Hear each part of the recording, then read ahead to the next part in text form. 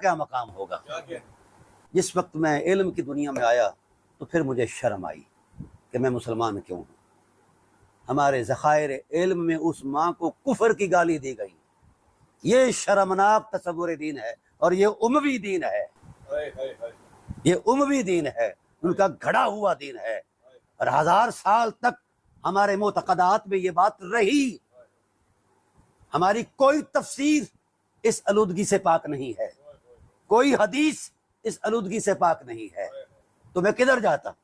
میں دوسرے مسلک کی کتاب پڑھنا نہیں چاہتا. میں چاہتا تھا کہ اہل سنت ہوں، اہل سنت کی کتابیں پڑھوں. تو یہاں مجھے جنگل نظر آیا.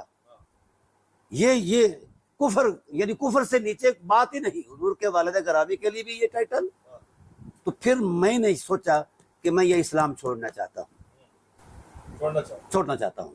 تو میرے ایک جسٹس دوست تھے، وہ میاں نذیر صاحب، ان کو پتہ چلا تو ایک ساتھی کو لے کر آ گئے. تو انہوں نے کہا کہ آپ یہ کیا بغاوت کر رہے ہیں؟ میں نے کہا جس اسلام میں رسول اللہ کی ماں کا حیا نہیں، مجھے وہ اسلام نہیں چاہیے. کفر کروں گا تو ڈائریکٹ جہنم ہے نا جی، اس سے بڑا تو کچھ نہیں. لیکن یہ داغ لے کر میں نہیں جانا چاہتا کہ میں بھی رسول کی ماں کو گالی دوں. اللہ اکبر. اللہ ان کا بھلا کرے. ان کے ساتھ ایک حاجی صاحب تھے، حاجی طفیل بھٹی صاحب. تو وہ میرے کہنے لگے ڈاکٹر صاحب میں بھی یہیں پہنچا ہوں کہ کافر ہی ہو جاؤں تو اچھا ہے. وہ 35 سال مدینہ پاک میں رہے، اور جہاں اپنی ماں باپ کا ختم دلاتے تھے وہاں رسول اللہ کی ماں باپ کا بھی ختم دلاتے تھے. تو ان کو وہ جو عنایات ہوئی، پھر انہوں نے مجھ سے ذکر کی. تو پھر مجھے اللہ نے ایک توفیق بخشی کہ اس میں جستجو تو کرو. اب میں جستجو میں شروع ہوا تو ہر طرف اندھیرا تھا. پھر میں نے مذہب و شذبوں کو دفع کیا کہ یہ سب ڈرامہ ہے، جھوٹ ہے. پھر اللہ کے قرآن کا سہارا لیا.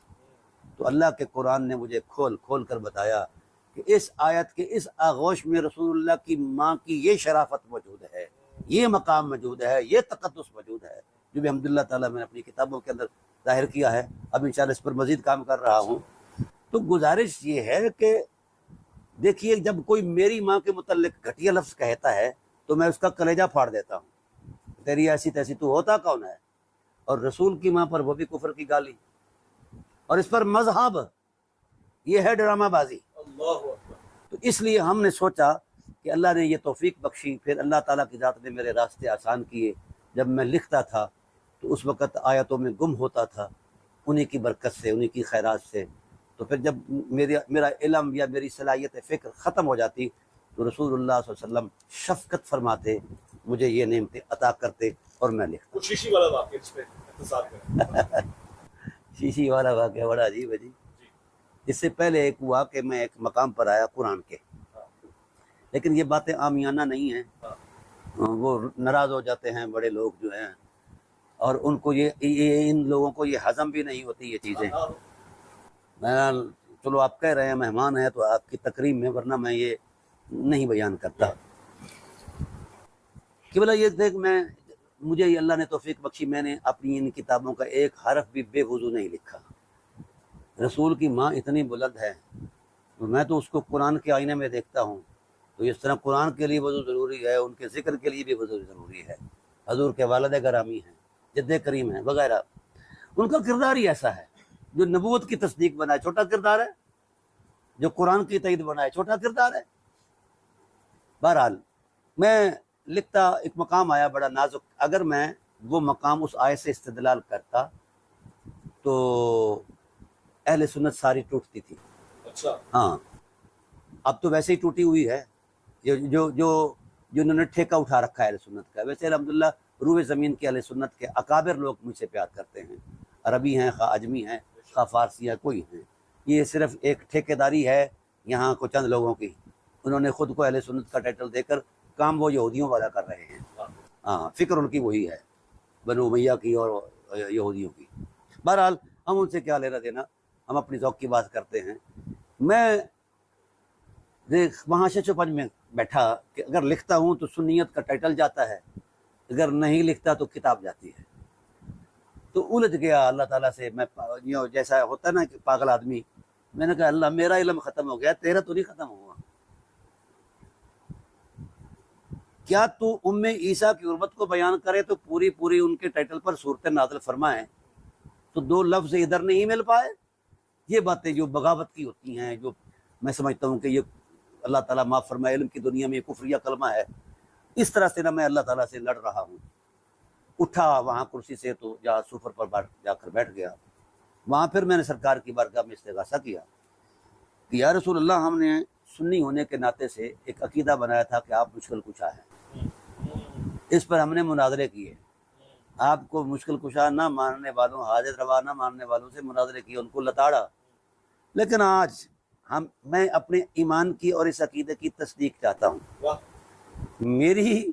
میری محبت کا امتحان ہے اور آپ کی عنایت کا امتحان ہے۔ کیا بات ہے۔ ایسے باتیں، یہ ہے تو یہ زبان درازی، جسارت ہے بارگاہ نبوت میں، لیکن لو بالی میں یہ الفاظ۔ معافی بھی مانگ رہا تھا کہ یا رسول اللہ گستاخی کی معافی۔ مجھے نہیں پتا کیا کیفیت ہے، کیا حالات ہیں، کیا صورت ہے۔ اچانک سے 10-12 لوگ میرے کمرے میں آئے، اچھا، مجھے کہنے لگے کہ کھڑے ہو جاؤ۔ میں سمجھا کہ صبح ہو گئی ہے، رات کا 2:30-3 بجے کا ٹائم تھا، غضب کی سردیاں تھیں، تو میں سمجھا کہ یار یہ صبح ہو گئی ہے تو یہ کسی مسجد میں کول شول ہوئے ہیں، وہ چنے والے وہاں تو نہیں ہوئے، تبرک لے آئے ہیں تو جو بچوں کے لیے۔ تو میں نے کہا یار ادھر رکھ دو اور مجھے پریشان نہ کرو، چلے جاؤ۔ کہنے لگے اٹھو، ہم چنوں والے نہیں ہیں، ہم اور ہیں۔ چلو، کھڑا ہو گیا۔ جی بتائیے۔ اسے میں تھا شدید کہ میری رہنمائی کیوں نہیں ہو رہی۔ ان میں سے ایک شخص بڑی خوبصورت شباہت والے، مجھے نہیں پتا وہ کون تھے، کہنے لگے کہ آپ کے کلچر میں یہ بات موجود ہے کہ جب کوئی کسی کا پیغام لاتا ہے تو اعتماد کے لیے پیغام دینے والے کی کوئی نہ کوئی نشانی بھی لاتا ہے۔ میں نے کہا جی یہ تو ہے، ورنہ ہم سمجھتے ہیں کہ یہ بوگس بات کر رہا ہے، اپنی طرف سے کر رہا ہے۔ کہنے لگے ہاں کلچر ہے جی، ہم جہاں کے ہم علاقے کے رہنے والے ہیں، چنو خانے وال کے، تو وہاں یہی چیزیں چلتی ہیں۔ اجنبی سے جب بھی ہم کوئی چیز وصول کرتے ہیں یا جب بھی اسے کوئی پیغام وصول کرتے ہیں تو پیغام دینے والے کی، اب تو وہ صورت ہی نہیں رہی کہ اب تو ٹیلی فون آ گیا ہے۔ تو میں نے کہا یہ کلچر بھی ہے اور ہماری عادت بھی ہے اور اس پر ہم اعتماد بھی کرتے ہیں۔ تو انہوں نے کہا پھر اٹھ کھڑا ہو، ہم دربار رسالت سے آئے ہیں اور رسول اللہ نے بطور علامت اپنا رحمت کا امامہ بھیجا ہے، اللہ، یہ سفید رومال اٹھاؤ اور اس کو چومو۔ میں نے وہ رحمت کا امامہ چوما تو ربانی صاحب کیا بتاؤں۔ تو اس وقت ایک شخص نے کہا کہ رسول اللہ صلی اللہ علیہ وسلم نے فرمایا ہے کہ وہ خدا سے جھگڑ کر بیٹھا ہے، اب میرے ساتھ اس نے پھڈا ڈالا ہے، تو اسے کہو کہ اگر استدلال کا یہ طرز استعمال کر لیا جائے تو سنیت بھی نہیں جاتی اور کتاب بھی پوری ہو جائے گی۔ تو یہ اس عنایت کو دیکھ کر پھر میرا دل جو ہے نا مضبوط ہو گیا کہ ان بارگاہوں میں یہ نعمت موجود ہے اور وہاں وہ پذیرائی، وہ مشکل کشائی جو عقیدہ تھا، خیال تھا۔ پھر میں نے اہتمام کیا، شیشی ایک لے آیا عطر کے، کہ پہلے تو وضو کا اہتمام تھا، پھر وہ عطر کی شیشی لے آیا، تو اس شیشی کو میں عطر لیتا جناب، اپنے ہاتھ کو لگاتا، قلم کو، دوات کو وغیرہ، تو کتاب لکھتا ہے اس ذوق سے۔